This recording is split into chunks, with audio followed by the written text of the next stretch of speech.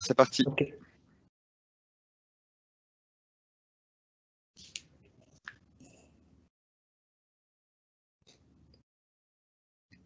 Bonjour à tous et bienvenue sur le webinaire SRT Garantir le workflow des paiements.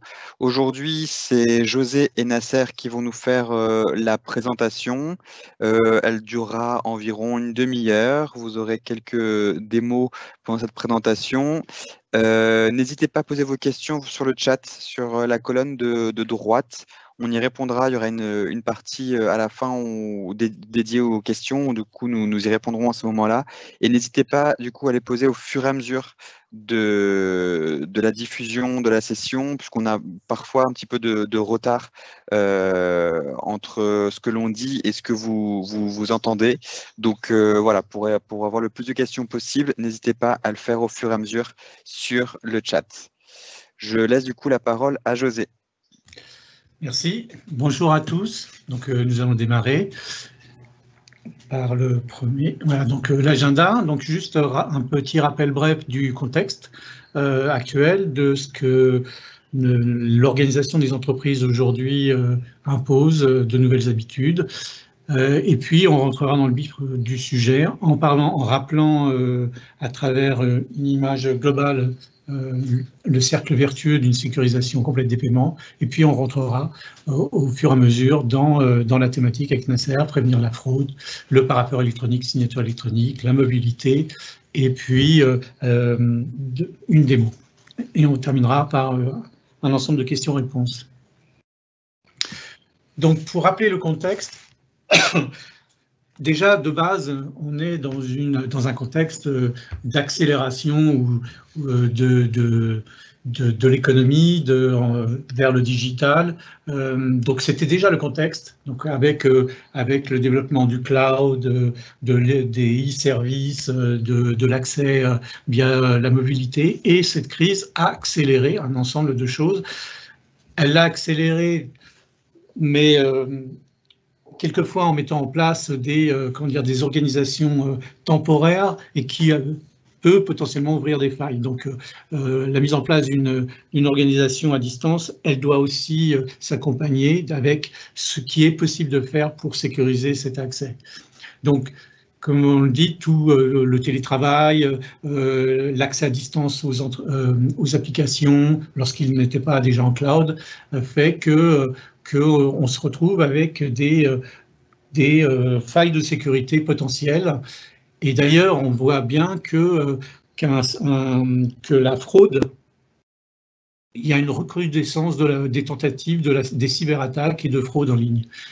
Donc, le contexte de crise, les postes installés dans les entreprises, le besoin de valider à distance, avant la signature bancaire d'ailleurs, pour pouvoir valider comme des bons à payer, tous les workflows de paiement, tout ça, on va voir tous ces workflows ensemble.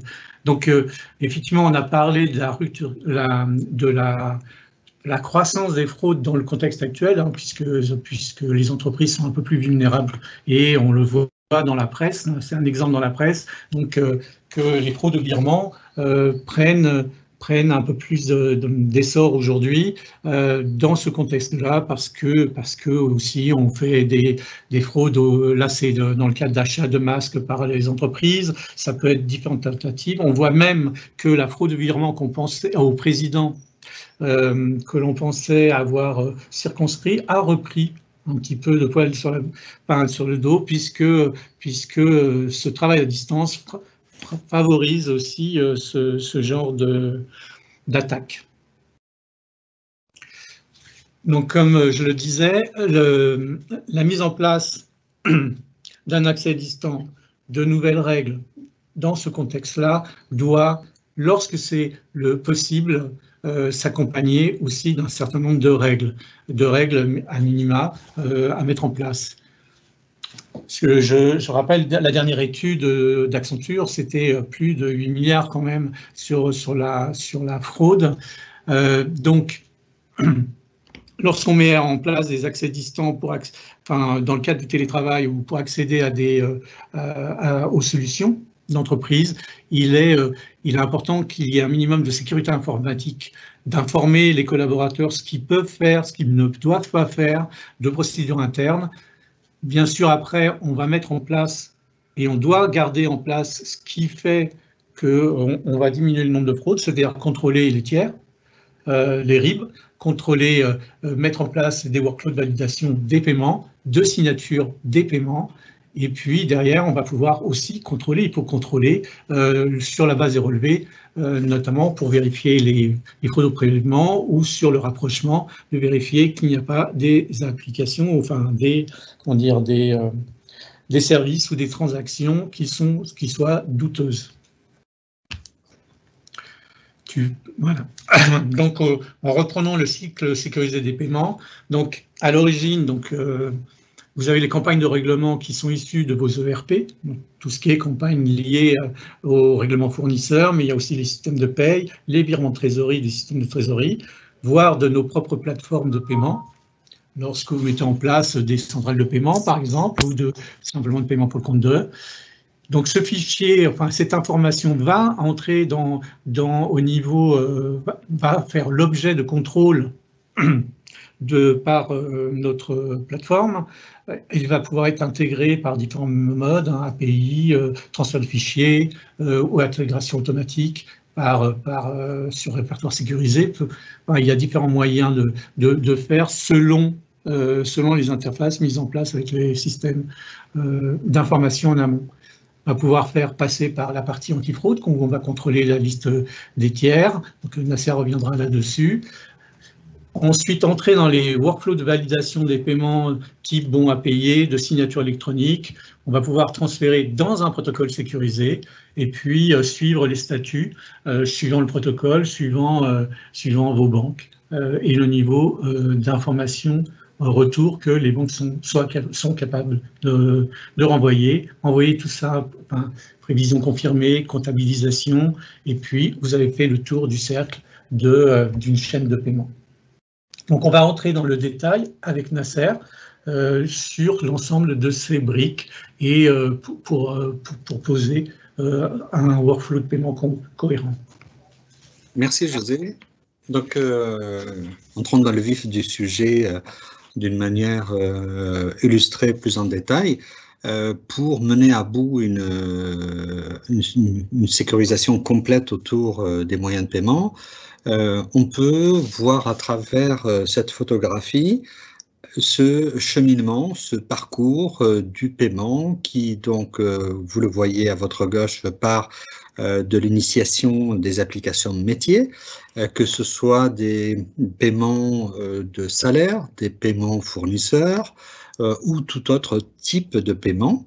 Donc, un circuit complet, idéalement, passe nécessairement par la sécurisation du fichier qui est échangé avec la banque, puisque je ne vais pas sans vous le rappeler qu'au jour d'aujourd'hui, on est toujours dans ce type d'échange avec les banques qui prend la forme d'un fichier bancaire. Et le risque, il n'est pas au niveau de l'application métier que vous avez, qui probablement correspond parfaitement à vos règles de workflow, de validation, d'approbation et tout. Néanmoins, le fichier doit être généré à un moment donné et donc il est exposé à partir de là. Il se trouve dans votre réseau, il se trouve dans un répertoire, il se trouve dans une dynamique d'échange de fichiers et à partir de là, le risque potentiellement de substituer pour commencer un RIB par un autre peut avoir lieu. Et c'est là que, dans cette zone verte que vous voyez ici, commence le premier niveau de contrôle. L'antifraude qui a pour fonction principale de veiller à ce que les RIB des bénéficiaires, quels qu'ils soient, salariés, fournisseurs, soient légitimes. Alors comment on a cette légitimité en face? Eh bien, tout simplement par un mirroring, on va dire, de votre base tiers, mais au niveau RIB, face à un second référentiel qui serait dans notre solution, qui ferait un petit peu office de SAS, de sécurité, et qui va s'assurer qu'entre le moment où le fichier a été généré et le moment où il arrive dans la brique antifraude, est-ce qu'il y a eu ou pas une tentative de fraude? Et c'est là qu'on va, donc, s'il n'y a pas eu de tentative de fraude ce mécanisme ne se verra pas pour les utilisateurs. C'est un peu comme l'antivirus sur vos ordinateurs. Vous ne les voyez pas au quotidien, pourtant ils sont là en temps réel à veiller la protection de votre machine. Eh bien, l'antifraude fonctionne de la même manière. Donc, s'il y a une alerte, eh bien, l'anomalie est signifiée par email à un ou plusieurs utilisateurs qui vont aller constater l'anomalie sur le RIB bénéficiaire. Ce RIB peut être légitime comme il peut être frauduleux. Mais ce temps d'attente sur le fichier, puisqu'il est bloqué pendant cela, le paiement, va vous permettre de poser les bonnes questions aux uns et aux autres afin de vous assurer pleinement qu'il s'agit d'un RIB légitime. Alors, pourquoi on aurait ce cas de figure? Ça voudrait dire qu'on vient de créer dans l'urgence, puisque le risque de fraude, il est surtout là, c'est dans l'urgence. On vient dans l'urgence de modifier un RIB ou de créer un nouveau RIB parce qu'on vient de créer un nouveau fournisseur, par exemple. Et donc, s'il y a un process qui dit qu'on ne fait pas de paiement en moins de 24 heures d'une modification, eh bien, ça va vous permettre de contrôler cette tentative de paiement sur soit le non-respect d'une règle par rapport à l'initiation des paiements, soit à une tentative de fraude du coup. Et une fois que ce passage est effectué, là vient ensuite les validations, les approbations. Alors, il y a la signature bancaire. La plupart d'entre vous aujourd'hui faites de la signature bancaire, simple ou double. L'idée ici, c'est de compléter le dispositif, surtout dans un cadre d'évolution clairement vers le télétravail et donc vers la distanciation physique des collaborateurs qui de plus en plus vont travailler de chez eux. Et il s'avère évidemment nécessaire de renforcer ces bons à exécution sur le paiement en permettant à d'autres personnes d'avoir leur mot à dire avant qu'un paiement puisse partir vers la banque. Et c'est l'idée de cette validation interne que nous appelons, nous, dans notre jargon, signature interne. Elle n'est pas véhiculée vers la banque, mais elle permet en interne d'élargir le socle des approbateurs, des valideurs autour des paiements. Et bien sûr, on termine in fine par la signature bancaire qui aujourd'hui est simple ou double seulement et donc qui va permettre de télétransmettre de manière sécurisée les paiements vers la banque et de vous dispenser par ailleurs de confirmer par un autre moyen comme anciennement par le fax ou de devoir aller sur le portail de la banque ou autre puisque ce dispositif il est accepté par toutes les banques. Si on doit définir quelques aspects autour de ce workflow de sécurisation complet, on doit effectivement avoir une vigilance particulière sur l'intégrité du fichier, imaginer un peu comment sécuriser l'environnement autour de ce fichier par rapport à son répertoire, par rapport à des mécanismes de chargement que la solution Sage propose, de prendre nativement le fichier pour l'embarquer immédiatement et éviter qu'il reste exposé dans le réseau de l'entreprise. Vous avez ensuite cette partie signature bancaire qui a une double vocation. La première étant d'approuver en un ou plusieurs valideurs signataires le paiement. Et la deuxième utilité de la signature bancaire, c'est aussi de constater, de faire contrôler les pouvoirs bancaires que vous avez auprès de votre banque sur les comptes, sur les seuils, sur les montants, les devises, etc. Et c'est là l'intérêt aussi de la signature bancaire, c'est effectivement de permettre ce contrôle des pouvoirs bancaires. Le transfert, lui, il va se passer par le biais du protocole bancaire. En France, on est globalement sur deux types de protocoles. EBXTS, qui est extrêmement généralisé et accepté de toutes les banques françaises. Et puis, vous avez, pour certains d'entre vous, peut-être par ailleurs, ou en lieu et place, le protocole SwiftNet, qui a le mérite d'être plus ouvert aussi à l'international lorsque vous adressez des banques en dehors de la France. Et enfin, l'autorité de certification qui vient compléter le dispositif parce que c'est elle qui, à distance, va contrôler que le certificat du signataire, de son token notamment, est toujours d'actualité, est toujours valide, qui n'a pas été révoqué, ni par vous, ou ni par la banque. Si les pouvoirs bancaires évoluent, cet élément-là, par exemple, peut être révoqué, par exemple.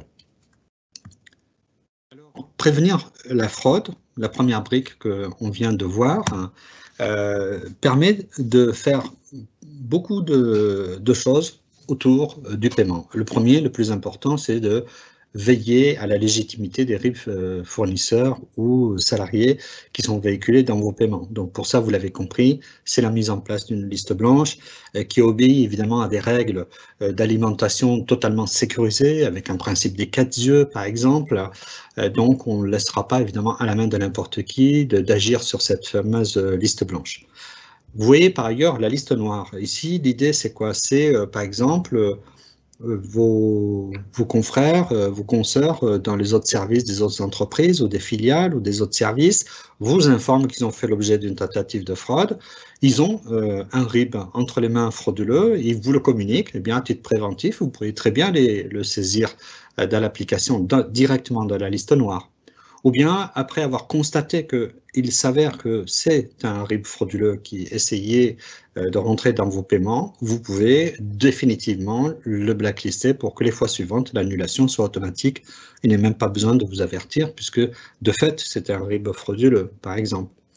Et vous voyez prélèvement en bas. Donc là, prélèvement, c'est une autre forme de fraude dont on entend beaucoup moins parler, mais néanmoins qui existe. Il faut le savoir, l'idée c'est quoi ici? C'est que normalement la règle, c'est que pour être prélevé, vous en tant qu'entreprise, vous devez avoir signé une autorisation de prélèvement CEPA.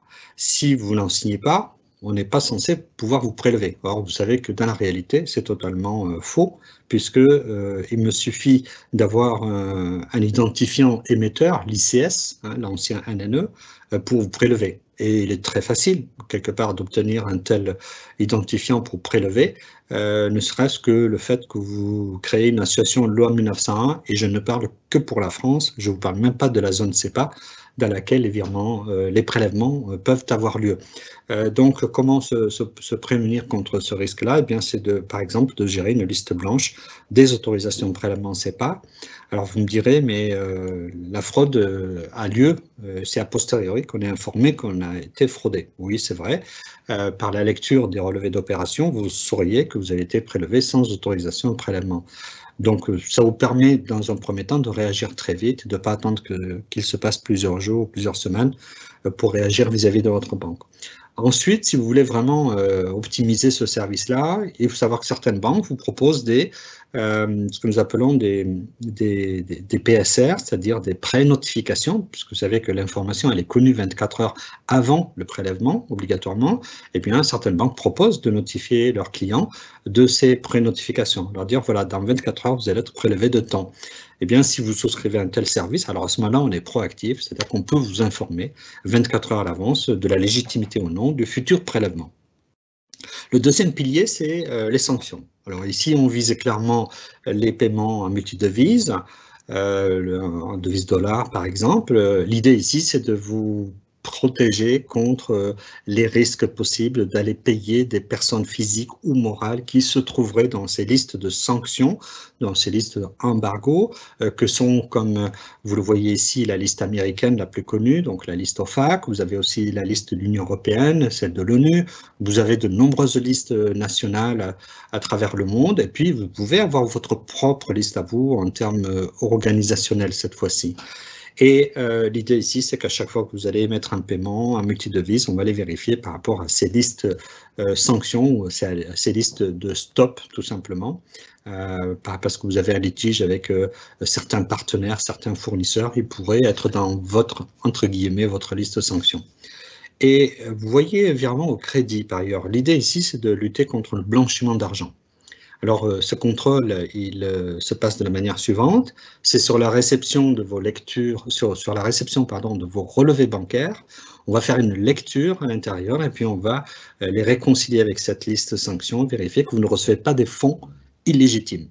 Et là, l'idée, c'est vous en informer, naturellement, et de vous permettre immédiatement de retourner ces fonds à la banque pour ne pas vous exposer à d'éventuelles sanctions.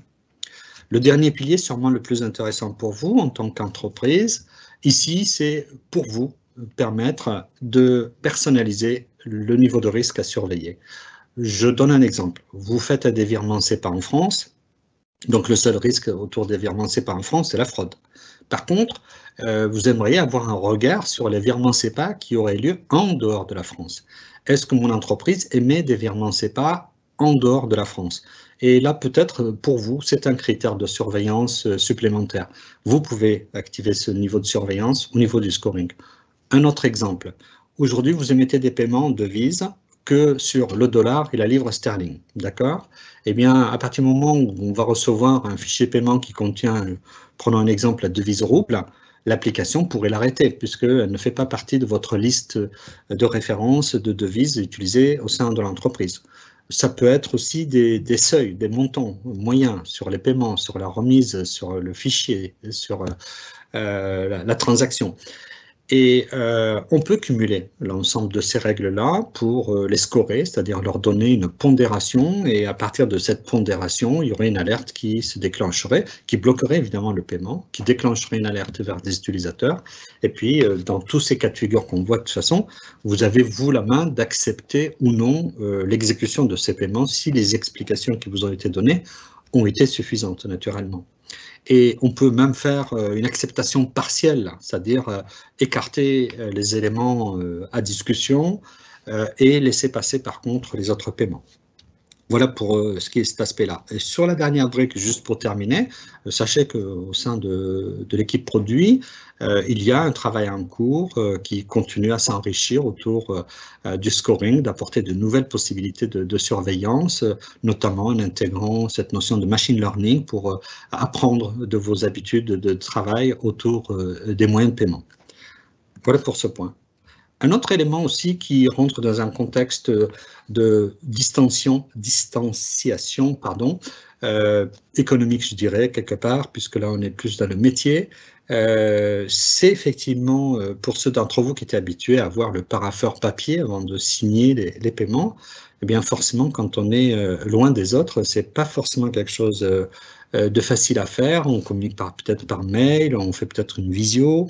L'idée ici, c'est pour beaucoup d'entre vous, avec cette forme de l'avant dans votre façon d'approuver les paiements, eh bien, pour continuer quelque part à pérenniser ce mode opérationnel, on pourrait parfaitement imaginer, par exemple, d'intégrer une GED, qui est une gestion électronique de documents, qui nous permettrait de poster, d'afficher les pièces justificatives à l'écran lorsque vous allez approuver les paiements ou lorsque vous allez signer les paiements de la solution de signature électronique. Pour continuer aussi dans ce contexte de distance entre les différents collaborateurs, il peut s'avérer nécessaire pour certains d'entre vous d'avoir une vue sur ce qui se passe avant de télétransmettre un paiement vers la banque. Et comment on peut alors agir dans ce sens-là? Eh bien, en rajoutant un aspect de validation interne avant la signature bancaire. Alors, cette validation interne, elle peut associer autant de participants que vous voulez. Ça peut être par le web, mais aussi ça peut être par la partie mobile, une application mobile smartphone pour vous permettre d'approuver les paiements et qui, si vous donnez une suite favorable à l'exécution du paiement, pourra permettre aux signataires finaux de faire cette signature bancaire type IBXTS avec le token aujourd'hui, mais plus tard, dans quelques mois, dans le cloud. Donc, en tout cas, aujourd'hui, c'est encore toujours sur le token. Et puis, pour ceux d'entre vous qui ne font pas de l'IBX, mais qui font peut-être du SwiftNet, il n'est pas rare de voir que les banques n'exigent pas de signature bancaire au sens propre du terme. Et dans ce cas-là, peut-être pour certains d'entre vous, vous êtes dans une validation interne par le web, eh bien, vous pouvez aussi rajouter des participants avec leur partie mobile, l'application mobile, pour faire cette validation. Donc, soit ça vient en plus, soit ça vient remplacer cette partie web de validation pour ce type de protocole. Un dernier élément ici aussi qui vient finaliser cette sécurisation sur les paiements. Vous savez que les cyberattaques, de la cybercriminalité, donc on parle beaucoup de la fraude au paiement, mais pas seulement, il y a aussi le chantage et d'autres types d'attaques comme le ransomware qui va effectivement paralyser l'activité de l'entreprise. Donc vous allez voir qu'il y a certains éléments de réponse qui viennent compléter ce dispositif. Alors quand on est à distance, quand on est dans la mobilité, il y a un élément, c'est que bien forcément, vous n'êtes pas dans l'entreprise, vous n'êtes pas dans les étages de la société, vous n'êtes pas au siège. Donc, on pourrait imaginer de compléter un mécanisme de contrôle de celui qui va approuver les paiements en rajoutant un deuxième facteur de contrôle de l'utilisateur. On connaît tout ça aujourd'hui à titre particulier ou à titre professionnel. De plus en plus, vous avez vu, quand vous vous loguez une première fois, ou quand vous validez un élément supplémentaire, il y a une notification, soit par l'application, soit par SMS, qui vient vous demander de confirmer par un code, etc., de confirmer que c'est bien vous qui êtes à l'origine de la requête de connexion. Eh bien, ce multifacteur, on peut l'appliquer à la connexion de nos applications de manière générale, mais aussi en complément de la signature interne ou la validation interne, d'aller saisir ce code supplémentaire pour être sûr que c'est bien vous qui validez les paiements. Enfin, je parlais juste, et je terminerai par ça avant de vous montrer quelques petites démonstrations de quelques minutes, le socle de la solution qui est extrêmement sécurisé. Et ça a un intérêt d'éviter le pilotage par des cybercriminels de la solution, d'aller substituer des composants, d'aller manipuler les données, voire même d'aller bloquer l'environnement, type ransomware, vous savez, quand on va crypter toutes les données de l'entreprise pour vous empêcher, moyennant une rançon, de continuer à travailler ou pas. Eh bien, notre solution, elle est aujourd'hui éprouvée, elle est sécurisée. On a dans les différents composants, au niveau logiciel de la solution, nous avons signé tous les fichiers. C'est-à-dire que tous nos fichiers ont une identité propre. Si on essaie de substituer un de nos fichiers par un autre qui aurait été confectionné par un cybercriminel, ça modifie la signature du composant logiciel et donc ça figerait, ça bloquerait la solution. Alors il en est de même pour la base de données. On a une signature sur la base de données qui va dire, valide la conformité, l'intégrité de la base de données de nos clients. L'environnement Windows de l'application aussi, dans lequel s'exécutent nos solutions, est signé. Et donc, en cas d'attaque sur ces différents éléments, notre solution se verrouille, se fige. Et si on a prévu un mécanisme, vous savez, de cluster, donc de load balancing, de réplique sur un deuxième environnement de secours, eh bien, l'ensemble pourrait basculer sur ce niveau de secours. Et vos utilisateurs pourraient se voir aussi imposer une généralisation de l'accès à multifacteur pour s'assurer que lorsqu'on n'est pas un VPN, puisque vous savez que souvent, soit c'est un accès VPN qui va sécuriser l'accès de l'entreprise, si on n'est pas un accès VPN, le multifacteur évidemment s'impose de fait pour rassurer sur l'origine de la connexion. Voilà pour ce qui était cette overview sur l'ensemble des aspects sécuritaires autour des moyens de paiement. Je vous propose de voir la partie multifactor. Imaginons que vous l'activiez chez vous, eh bien voilà ce que ça donnerait. Ici, vous voyez donc une connexion à la plateforme Sage. On s'est connecté une première fois, d'accord, et là, on est dans le multifactor. Ici, on saisit le code qui a été affiché dans une application mobile, par exemple, Google Authenticator, que vous connaissez. Eh bien, une fois qu'on a saisi ça, on est dans ce deuxième facteur et on se connecte à l'application. Deuxième possibilité d'usage du multifactor, c'est pour les validations internes, ceux qui font de la signature interne. Et donc là, pour s'assurer que c'est bien eux qui sont derrière, puisqu'ils n'ont pas les tokens entre les mains, on est bien d'accord, ils vont choisir un paiement, ils vont le valider avec la saisie d'un code PIN interne. Et une fois qu'ils ont procédé à cette saisie du code PIN virtuel, c'est là qu'on va exiger à nouveau un second niveau de contrôle, le voici, donc vous voyez, un deuxième niveau de contrôle, donc la personne va regarder son smartphone, le code qui s'est affiché, et va le saisir ici à l'écran. Et là, on est dans cette validation interne, ou signature interne, comme vous voulez, qui va vous rassurer que le valideur, c'est bien la personne qui prétend être titulaire de ce droit. Ici, c'était pour ceux d'entre vous qui voudraient envisager la mise en place d'un parapheur électronique. Alors, comment ça se passe pour ceux qui font de la signature électronique aujourd'hui? Vous connaissez, c'est la fonction de paraphage classique. On va rentrer dedans et on va voir donc l'ensemble des instructions de paiement. On va voir ici, donc vous voyez, il y a une remise. On rentre à l'intérieur de cette remise. On va voir l'ensemble des transactions. Il y en a 3 ici. Et on va par exemple regarder les pièces justificatives du paiement pour les établissements d'Aro. D'accord, qui est ici affiché à l'écran pour 1 000 €. Et là, j'ai 3 pièces justificatives sur ce paiement de 1 000 €. C'est peut-être la somme de ce paiement-là. Et voilà la facture. Donc, c'est un moyen aussi qui peut être envisagé pour substituer donc au parapheur papier. Ici, on est typiquement dans le cadre de la validation interne. Dans le cadre de la mobilité, vous voulez rajouter des participants qui viennent contrôler ces paiements avant qu'ils partent à la signature bancaire auprès de l'un de vos collaborateurs et pour se terminer donc en transmission à la banque. Alors, on est sur l'application mobile ici, Sage. On voit qu'on a des fichiers à valider ou à signer. Alors, valider, c'est signature interne. Signer, c'est demain qu'on ferait de la vraie signature bancaire. Et donc là, on voit la liste des fichiers de paiement. On va pouvoir rentrer dans le détail même de certains fichiers. On a une information d'une brève description et puis on va pouvoir rentrer dans le détail de cette remise. On va afficher donc un certain nombre de paiements. Donc ça, c'est le compte émetteur hein, sur lequel va s'effectuer le débit. Et puis ici, tous les bénéficiaires. Vous voyez, on déroule tous les bénéficiaires, puis imaginons que l'un de vos collègues vous dise, en fait, on a un souci avec ce virement-là, il faut le stopper. Vous pourriez, si vous avez l'habilitation, vous donner aussi le droit de refuser certains ordres de paiement à l'intérieur du fichier, et ça se passe de la manière suivante. On peut même rajouter un commentaire pour les besoins des autres valideurs ou des autres signataires, ou pour les besoins d'audit interne de l'entreprise, pour faire référence à un moment donné, d'expliquer pourquoi on avait refusé ce virement à l'intérieur du fichier de paiement.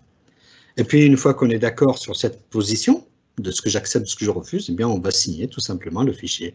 Voilà, donc là, on va signer sur le pad du téléphone, on va taper son code digit qu'on a choisi, et puis ça passera au deuxième valideur, ou ça passera au premier signataire bancaire, par exemple.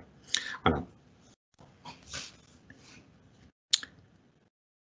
On a terminé cette présentation sur le sujet autour de la sécurisation des paiements et puis comment on peut améliorer ce processus dans ce contexte actuel de crise sanitaire. Mais il n'y aura pas que la crise sanitaire demain, il pourrait y avoir d'autres formes d'indisponibilité, de travail dans les bureaux. Eh bien, le fait que la tendance s'inscrive de plus en plus dans le télétravail et en prévention d'autres événements qui pourraient affecter la vie de l'entreprise, on peut imaginer renforcer cette sécurisation par des moyens qui sont développés ici, parce que vous a dit José un petit peu plus tôt aussi, dans l'ère de la digitalisation et dans l'ère de l'évolution vers des solutions cloud, voilà de quoi renforcer davantage ces mécanismes autour des paiements qui sont toujours extrêmement sensibles. Donc, comme l'avait dit Thibaut en début de séance, vous avez à votre disposition une fenêtre de chat pour poser vos questions. Et donc, nous allons y répondre, José et moi-même. N'hésitez pas donc à nous poser vos questions et en espérant que cette présentation vous aura permis d'apprendre des choses ou en tout cas de rappeler certaines choses essentielles. Merci à vous. Merci beaucoup Nasser et José pour cette présentation. Écoutez, oui, je vais paraphraser Nasser. N'hésitez pas vraiment à mettre vos questions sur la partie droite de votre écran. J'ai tout de même quelques questions pour vous. Alors, tout d'abord, est-ce que le parapheur électronique fonctionne avec toutes les GED ? Alors oui, ça fonctionne avec toutes les GED. Maintenant, on serait peut-être un peu prétentieux de vous dire toutes les solutions. À ce jour, nous avons un certain nombre de GED avec lesquels nous sommes connectés. Et pour celles qui ne sont pas aujourd'hui interfacées, le prérequis est toujours le même, c'est-à-dire que dans le cadre du consulting, on va analyser les capacités de votre GED. Alors, quand je dis on va analyser les capacités de votre GED, c'est quelles sont les informations qu'on peut exploiter pour la restituer au valideur ou au signataire. C'est juste ça le débat. Le fait qu'elle soit accessible en lien HTTPS ou HTTP suffit, c'est le seul prérequis. Et en général, toutes les JET sont accessibles de cette manière-là. Après, on va simplement définir quelles sont les informations qu'on peut exploiter pour vous les afficher à l'écran. Et en tout cas, on est capable d'afficher tout type de documents, que ce soit des PDF, des captures d'écran, des documents, des tableurs Excel, absolument tout document. Merci. Nasser, une autre question. Est-ce que la signature mobile va remplacer mes tokens et comment? Si oui, comment? Je crois que c'est une question pour José, ça. Alors, oui, en fait, il faut savoir, avant le Covid, donc, il y avait donc, il y a une initiative qui avait été lancée à la fois par Swift et par le groupe GT Finance sous l'égide de la FNTC, qui est la Fédération nationale des tiers de confiance, qui regroupait l'ensemble des banques, des principaux éditeurs, et puis on retrouvait aussi des juristes. Voilà. Donc, et des autorités de certification, je les oubliais, puisque c'est le plus important. Donc, pour ce faire, donc, il y a des standards qui ont été choisis, implémentés, puisqu'il y a eu des POC, parce que des proof of concept, des présentations. Donc, techniquement, on va dire que l'on est prêt. Il y a quelques éléments encore à valider sur la partie enrôlement, mais vous avez des autorités de certification qui ont une offre, vous avez les éditeurs qui sont prêts, notamment nous. Donc, c'est basé sur un standard un standard international qui s'appelle le Cloud Consortium Signature. Ça, c'est le standard d'accès aux certificats. Et puis, vous avez toute la partie authentification. Il nous restait à valider, sur la base des standards, avoir la validation des directions, enfin, de la direction de la sécurité du groupement du CFONB. Pour pouvoir, on visait donc des premières applications. À l'origine, c'était entre juin et septembre. Donc là, on est en train de reprendre les réunions sous un autre format. Donc, comme je vous l'ai dit, les applications sont prêtes. On espère, enfin moi j'espère toujours qu'avant la fin de l'année, on ait les premières applications réelles commercialisables. On va dire que bon, c'est un petit peu difficile de dire si ça sera avant la fin de l'année ou le premier trimestre 2021, mais en tout cas, c'est à court terme. Là, on a perdu avec la partie crise, enfin, c'est pas le plus important, vous allez me dire, mais disons qu'il y a 3 mois de retard.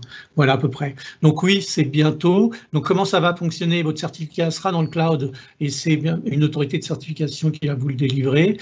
Il y a toute une partie authentification à ce certificat qui est en train d'être figé.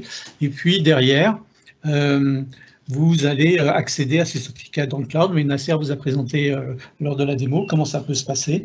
Et vous allez signer sans dispositif physique pour votre mobile ou via le navigateur. Ce qui ne veut pas dire que le token va s'arrêter. Hein, vous aurez la possibilité d'avoir les deux. Voilà. Voilà à peu près. Merci José. J'ai une autre question. Est-il possible de générer des workflows de validation interne différenciés par service, par exemple? Oui, alors ce qu'on sous-entend par service, c'est par typologie, c'est-à-dire virement de salaire, virement fournisseur, enfin virement de trésorerie. Je suppose, ouais. Ouais, absolument, absolument. Donc, vous pouvez différencier par service et dans lequel vous allez définir le nombre de signataires, les seuils, les limites, enfin tout ce qui rentre en compte sur le workflow. Nasser, si tu veux compléter.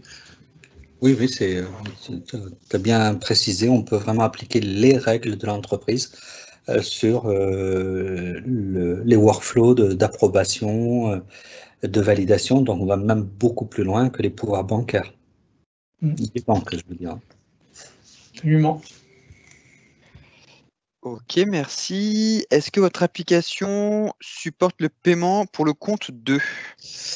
Alors, oui, alors on n'est pas, alors la partie pure paiement n'est pas on n'est pas rentré dans le détail de la partie pure paiement, on le fera aussi dans un autre webinaire, mais concrètement, là on est parti sur un des workflows classiques qui sont génération à travers le RP, et dans la foulée on intègre en signe.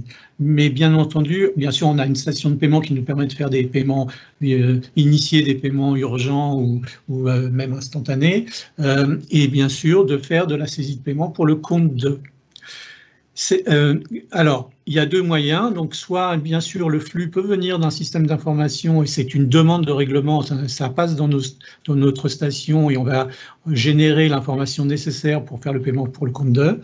Et on va pouvoir enrichir aussi les informations à la volée. Mais bien sûr, oui, tout à fait. De la même manière, on peut mettre en place des centrales de paiement avec de la répartition de flux basée sur différents critères. Donc, du plus simple au plus complexe. Et le paiement pour le compte de est l'une des fonctionnalités de nos systèmes de paiement. Et merci beaucoup. Est-ce que votre solution propose de vérifier les coordonnées bancaires? Alors là, on parle effectivement de la capacité à s'interfacer avec un service distant, un service connecté. Parmi ces services-là, aujourd'hui en France, c'est pas mal d'AMM auxquels on peut se connecter et vérifier, par exemple, que l'entreprise, lorsqu'elle saisit un RIB, typiquement le cas de fraude qu'on a vu tout à l'heure, où un fournisseur a été payé en se faisant passer par quelqu'un d'autre, donc on est dans l'usurpation d'identité, dans le faux, dans le document, le faux en document. Nous, on peut, si on reçoit un RIB et qu'on nous demande est-ce que ce RIB appartient bien à Pharmacop, on requête auprès de ce service qui va dire ce RIB, non, il n'appartient pas à Pharmacop. Donc, il appartient bien à quelqu'un, mais sûrement pas à l'entité désignée dans la requête. Et donc, ça permet, on va dire, entre guillemets, d'une liste grise initiée par le RP, d'aller auprès de ce service connecté, de faire en sorte qu'on a cette liste blanche finale, en tout cas certifiée. Et elle vient d'ailleurs compléter le dispositif antifraude par la même. Parfait, merci beaucoup. Et enfin, dernière question, la solution est-elle certifiée SwiftNet, pardon? Dans le cadre des mises à jour, SwiftNet, ça. Pour toi, José, je crois. Ah, la certification. Oui. Alors, effectivement, notre application est certifiée SwiftNet, et par ailleurs, j'en profite pour dire que régulièrement, on doit mettre à jour nos applications pour suivre tout ce qui est conformité, et puis Swift, donc chaque année, implémente ou fait monter le niveau de sécurité demandé, par exemple, et puis aussi fait évoluer ses propres connecteurs, donc on est obligé de certifier. Donc, eh bien, on est certifié, et on vient d'ailleurs, par ailleurs, de renouveler notre certification après toute une batterie de tests et liés à la sécurité, mais aussi à la gestion des volumes, fin du mois de mars, tout début du mois d'avril. Donc, on a une toute nouvelle certification. Voilà. Parfait. Bah, écoute, ça fait une bonne transition pour la fin. Je n'ai plus de questions, donc je vous propose de clore cette session très intéressante. Merci beaucoup du coup Nasser et José, et puis merci beaucoup à tous. N'hésitez pas à faire le point avec votre commercial si vous êtes intéressé par d'autres solutions, ou si ce webinaire vous a intéressé. Merci à tous et bonne journée. Bonne journée. Merci. À très bientôt. À bientôt.